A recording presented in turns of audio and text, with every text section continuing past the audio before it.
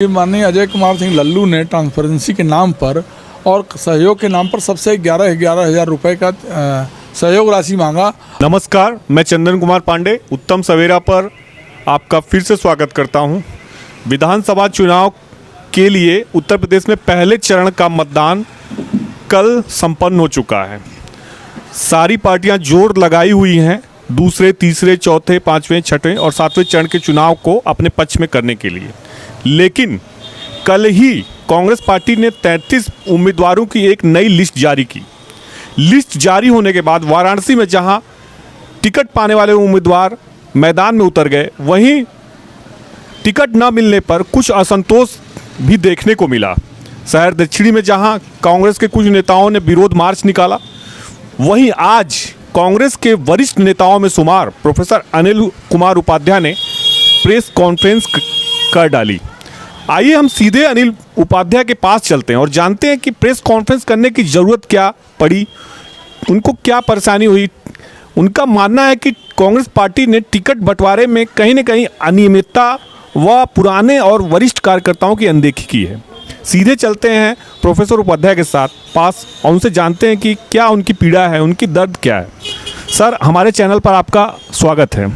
Sir, जो ticket बटा है उसमें ये देखने को मिल रहा है कि कुछ ऐसे चेहरों को टिकट दे दिया गया है जो कि न तो आवेदन किए थे, न उनको कोई जानता है, एकदम नए चेहरे हैं। क्या आप उसमें क्या है, आप सच्चाई हमें बताइए। देखिए, जो आप बता रहे हैं उसमें बात में काफ़ी हद तक सच्चाई है, लेकिन मैंने जो प्रेस कॉन्फ्रेंस किया उसमें मैंने कैंट विधानसभा 390 वाराणसी जो है, इसके संदर्भ में मैंने पहले अपनी बात रखी और मैंने कल ही एक पत्र प्रदेश अखिल भारतीय कांग्रेस कमेटी की प्रभारी महासचिव उत्तर प्रदेश की प्रियंका गांधी को पत्र लिखकर संबोधित किया है और उसकी कापी मैंने प्रदेश अध्यक्ष अजय कुमार सिंह लल्लू को भी प्रेषित किया है और मेल से मैंने भेज दिया उसको। उस पत्र की कापी मैंने प्रेस कॉन्फ्रेंस में सबको दी है।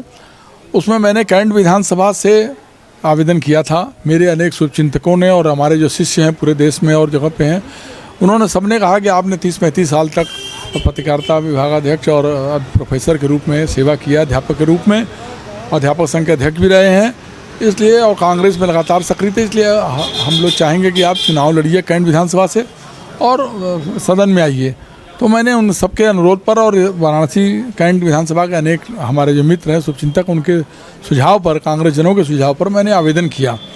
और सबसे बड़ी बात यह है कि इसके पूर्व आवेदन करते समय किसी से पैसा नहीं मांगा जाता था, लेकिन ये पहली बार ऐसा हुआ बहुत दिनों के बाद कि माननीय अजय कुमार सिंह लल्लू ने ट्रांसपेरेंसी के नाम पर और सहयोग के नाम पर सबसे 11,000 रुपए का सहयोग राशि मांगा और कहा जो लोग आवेदन किए हैं पुनः वो आवेदन करें और जो 11,000 रुपया बैंक के माध्यम से जमा करके और तब आवेदन करें।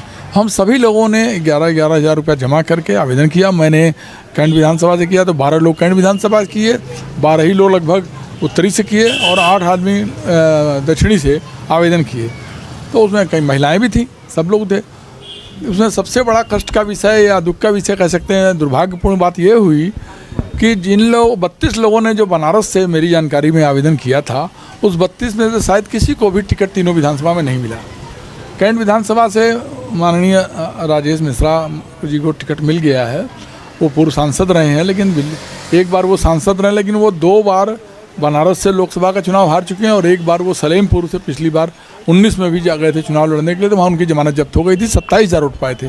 और बनारस से भी वो इसके पहले जब लड़े थे लोकसभा में तो उसमें भी उनकी जमानत जब्त हो गई थी, चुनाव हार गए थे। माननीय अजय राय भी चुनाव लड़े थे लोकसभा का, पिछली बार उनकी जमानत जब्त हो गई। उसके पहले भी 2 बार वो लोकसभा का चुनाव लड़ चुके थे, 3 बार वो भी चुनाव हार चुके हैं। पिछले विधानसभा में राजेश मिश्रा जी ने दक्षिणी से अप्लाई किया था और दक्षिणी से चुनाव लड़े थे, लेकिन वहाँ से चुनाव हार गए थे। अजय राय कुलठला से चुनाव हार गए थे। हारना जीतना अपनी जगह है, लेकिन इन लोगों ने जो है क्यों टिकट के लिए अप्लाई भी नहीं किया था और 11,000 रुपया जमा भी नहीं किया था। ये लगता था ये लोग सुरखाव का पर लगा, ये लोग अलग से। सर, हमारा ये सवाल है कि सर आप आरोप लगा रहे हैं कि टिकट में अनियमितता बरती गई है, टिकट वितरण में, और सबसे बड़ी अनियमितता ये बरती गई है कि जिन कार्यकर्ताओं ने टिकट के लिए आवेदन किया था उनको टिकट ना मिलकर जिन्होंने आवेदन नहीं किया था उनको टिकट दे दिया गया। इसके लिए आप किसको दोषी मानते हैं सर? पार्टी या संगठन में किसको दोषी मानते हैं? निश्चित रूप से अनेक कद्दावर नेताओं ने अप्लाई किया था। कैंट से भी मैंने किया था अप्लाई टिकट के लिए, रेखा शर्मा ने किया था, एक ओझा जी हैं उन्होंने किया था, कई लोगों ने किया था। इस बार दक्षिणी में भी गणेश शंकर पांडे जी पुराने कांग्रेस कार्यकर्ता उन्होंने किया था, सीताराम केसरी ने किया था, कमलाकर त्रिपाठी जो बीएचयू छात्र संघ के उपाध्यक्ष हैं उन्होंने किया था, और बहुत से लोगों ने किया था। उत्तरी में भी अनेक पढ़े लिखे लोगों ने किया था अप्लाई की टिकट के लिए। लेकिन इन सबको दरकिनार करके राजेश मिश्रा को टिकट दिया गया कैंट से, जो कि रहने वाले उत्तरी के हैं, और उन्होंने टिकट के लिए आवेदन भी नहीं दिया था।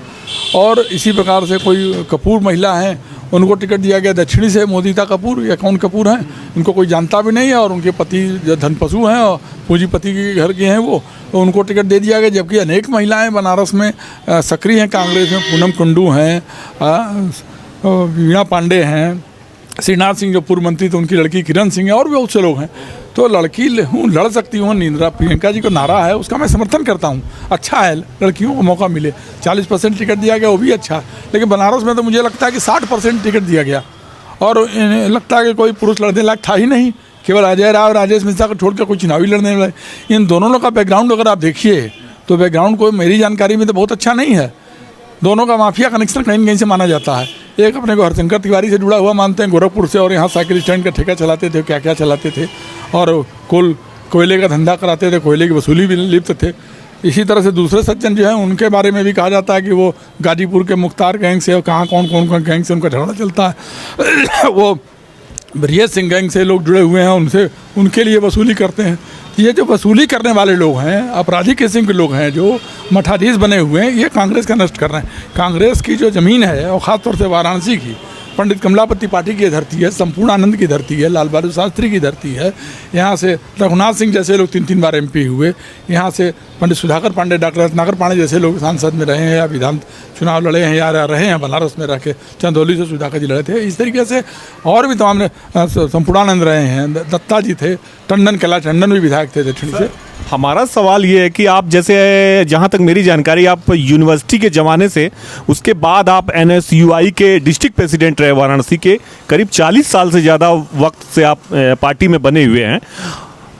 अगर ऐसी स्थिति में आपके अलावा कई पुराने कार्यकर्ताओं को टिकट नहीं दिया गया और ऐसे चेहरों को ला दिया गया जिनको कोई जानता नहीं, एकदम नए हैं, तो अगर इसमें आप क्या मानते हैं, ये ऊपर के कार्यकर्ताओं तक, हाईकमान तक सही बात पहुंचाई नहीं जा रही, या कुछ लोगों ने घेर रखा है हाईकमान को कि पुराने कार्यकर्ताओं को क्यों दरकिनार किया जा रहा है? अभी विरोध बढ़ रहा है पार्टी में, तो इसमें क्या वजह, इसमें क्या बनारस की जो कांग्रेस पार्टी में जो राजनीति है उसमें क्या मानते हैं, अंतरकलह है? देखिए, जहाँ तक मेरे राजनीति में आने के सवाल है, मैं 1971 में Kanpur vocational inter college Lucknow में वाइस प्रेसिडेंट था मैं। तो मैं तो 50 से 51 साल से राजनीति से जुड़ा हूँ, छात्र राजनीति से। लेकिन मैं NSUI का डिस्ट्रिक्ट प्रेसिडेंट था, अनेक लोगों को मैंने प्रेसिडेंट बनाया, खुद भी चुनाव लड़ा, अध्यापक संघ का 3 बार अध्यक्ष रहा, प्रदेश कांग्रेस कमेटी का सदस्य था, चंद्रमोहन पांडे कमेटी में वाइस प्रेसिडेंट था मैं महानगर का। तो मैं तो शुरू से सक्रिय रहा हूँ, और अध्यापक था तो भी मैं कांग्रेस के कार्यक्रमों में जाता था और सहयोग करता था। लेकिन चूंकि अध्यापन विभागाध्यक्ष था, जिम्मेदारी हमारे ज़्यादा थी, इसलिए मैं पूरा समय नहीं दे पाता। अवकाश ग्रहण करने के बाद मैं लगातार कांग्रेस में सक्रिय हूँ, कांग्रेस के लिए काम कर रहा हूँ, इसीलिए मैंने आवेदन भी किया था। लेकिन ये लोग जो टिकट लेकर आ गए और जिनकी छवि कोई बहुत अच्छी नहीं है, बनारस में मैंने देखा पंडित कमलापति त्रिपाठी और तमाम लोग रहे, पढ़े लिखे लोग यहाँ चुनाव लड़ते, राजनारायण जी चुनाव लड़ते रहे हैं।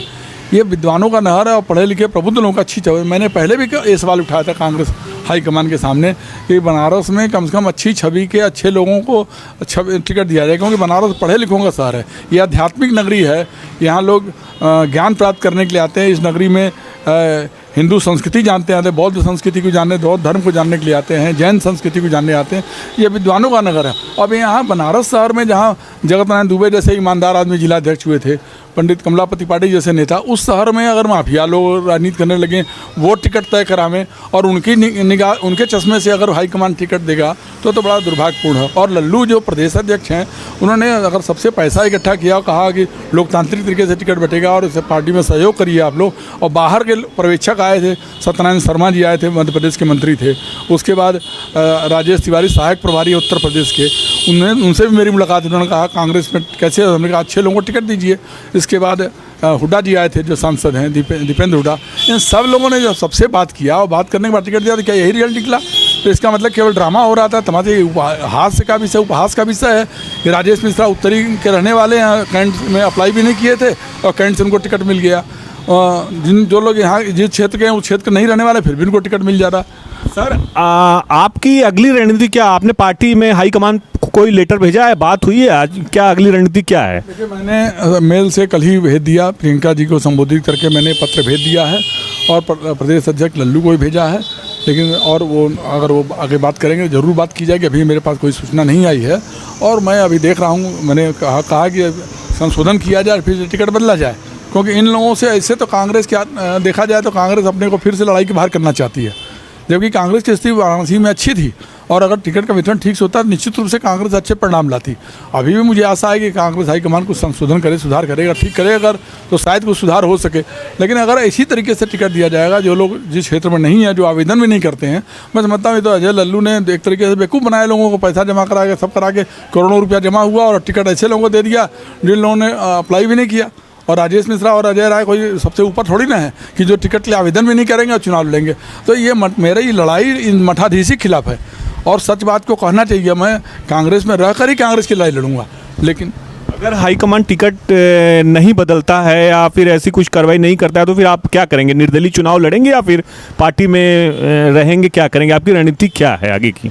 देखिए, दल तो मैंने कहा दल में रह के मुझे लड़ाई ना 15 तारीख तक का मैं समय देख रहा हूँ। 15 तक मैं देखूंगा, फिर आगे मैं अपने कार्यकर्ताओं से, अपने परिचितों से, मित्रों से बैठ के मैं रणनीति बनाऊंगा, आगे रणनीति विचार करूंगा और भविष्य की लड़ाई लड़ूंगा। ये जरूर है कि इस तरह की मठाधीशी और जो अराजक तत्व कांग्रेस पार्टी में कब्जा कर लिए हैं, इनसे बनारस को मुक्त कराना है। उसमें बनारस के आम कांग्रेसजनों को साथ लेकर ये लड़ाई लड़ी जाएगी। निर्दलीय तौर पर चुनाव लड़ने की कोई ऐसी मंशा या कोई ऐसी बात? कोई हमारे निर्दलीय लड़ने के लिए, मैं विचारधारा से कांग्रेसी हूँ, शुरू से कांग्रेस से जुड़ा रहा हूँ, हमारा पूरा परिवार भी कांग्रेस से जुड़ा रहा है और कांग्रेस का हम समर्थन करते रहे हैं। लेकिन जब दुर्भाग्यपूर्ण है कि टिकट वितरण में करके कांग्रेस ने एक तरीके से कहिए तो आप मैंने कांग्रेस को कमज़ोर करने का ही काम किया और भाजपा, जिसका नरेंद्र मोदी के नेतृत्व भाजपा है, जिसका कि सब लोग विरोध करें, हम लोग भी विरोध करते हैं, उसको एक तरीके से वाकओवर देने का प्रयास किया जा रहा है। ये जो बड़ा गलत है और अभी भी मैं हाईकमान से अनुरोध करूँगा कि टिकट का संशोधन किया जाए और वाराणसी में सही, ईमानदार और अच्छे लोगों को ले आया जाए, जो निष्ठावान करता है, जो निस्वार्थ भाव से कांग्रेस संगठन में शुरू से लगे हैं, 20-20, 30-30, 40-40 साल से लगे हैं, उन लोगों को दिया जाए। और लड़की लड़ सकती हूँ तो वो लड़कियों को लाइए जो कांग्रेस के लिए सक्रिय हैं, उनको लड़ाई जाए। ये नहीं कि किसी को भी लड़ा दिया जाए, ये बात गलत है। और मैं समझता हूँ कि ये जो अजय राय और राजेश मिश्रा ये चाहते हैं कि आगामी लोकसभा के हिसाब से ऐसी रणनीति बनाई जाए कोई मजबूत आदमी उभर ना सके और यही लड़े। लेकिन फिर मैं जरूरत पड़ेगा तो मैं दावा करेंगे और कांग्रेस की लड़ाई लड़ेंगे। लेकिन राजेश मिश्रा की अगर बात करें तो वो हमसे एक बार बातचीत में बोल रहे थे कि हम कहीं से भी कांग्रेस पार्टी अगर हमको टिकट देगी तो हम बीजेपी को हरा देंगे। ये राजेश मिश्रा का अहंकार हो सकता है, जनमत किसी की बपौती नहीं होती है। ये कभी भी चुनाव में लड़ने वाला हर आदमी मतदाताओं से अनुरोध करता है कि उसे समर्थन करिए वोट एंड सपोर्ट के लिए। अहंकार, रावण का भी अहंकार नहीं चला तो राजेश मिश्रा या अजय राय या XYZ कोई क्या होता है कहने से। अगर वे कहते हैं कि हम चुनाव लड़ेंगे, जीत जाएंगे तो भी ठीक है, आप लड़के जीत लीजिए।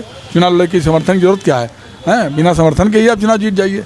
तो ये अहंकार की भाषा, जनमत किसी का बपौती नहीं, किसी का जनमत बना नहीं रहता है। जनमत ऐसी चीज़ है कि जनता के बीच में निरंतर जो संपर्क में रहते हैं, जिनको बना कर रखते हैं, तभी जनमत रहता है और ये अहंकार नहीं होना चाहिए किसी को। वाराणसी में पिछली बार बीजेपी ने 8 की 8 विधानसभा पे जीत दर्ज की थी। इस बार क्या बीजेपी को आप मानते हैं, क्या स्थिति रहेगी उसकी? देखिए, बीजेपी का एंटी इनकम्बेंसी है और इस समय कांग्रेस की भी लड़ाई है और कांग्रेस साथ साथ सपा और जो गठबंधन उससे भी लड़ाई, त्रिकोणात्मक फाइट अधिकतर जगहों पे है। लेकिन कांग्रेस ने अपनी लड़ाई को, मैंने पुनः करना चाहता हूँ कि टिकट वितरण करके अपनी लड़ाई को कमज़ोर करने का काम कांग्रेस ने किया है।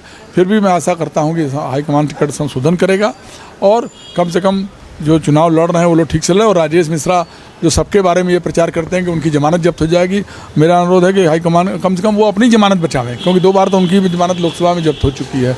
अजय राय की भी जमानत जब्त हुई है पिछले लोकसभा चुनाव में। तो ये लोग अपनी जमानत बचावें और मैं कांग्रेस जनों से कहूँगा, भाई इनकी जमानत सुरक्षित रखिए, जमानत बचाइए और हम लोग कांग्रेस से सिपाही हैं, कांग्रेस का समर्थन लें।